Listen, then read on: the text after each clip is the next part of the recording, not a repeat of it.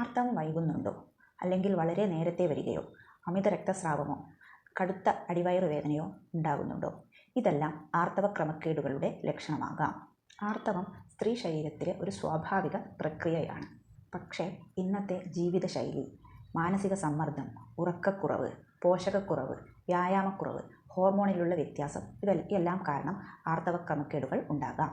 പലരും ഇത് സാധാരണമാണ് എന്ന് കരുതി വർഷങ്ങളോളം സഹിക്കുന്നു. എന്നാൽ ഇത് ശരിയല്ല. ഹോമിയോപ്പതി പറയുന്നത് ലക്ഷണങ്ങളെ മാത്രം അടിച്ചമർത്തരുത്, മൂലകാരണത്തെ ചികിത്സിക്കണം. ഹോമിയോപ്പതി ചികിത്സയിൽ ഓരോ സ്ത്രീയെയും വ്യക്തിഗതമായി വിലയിരുത്തിയാണ് മരുന്നുകൾ നിശ്ചയിക്കുന്നത്.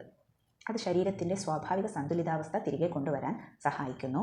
പാർശ്വഫലങ്ങളില്ല ദീർഘകാല ഉപയോഗത്തിന് സുരക്ഷിതം, ക്രമേണ ആർത്തവചക്രം ശരിയാക്കാൻ സഹായിക്കുന്നു.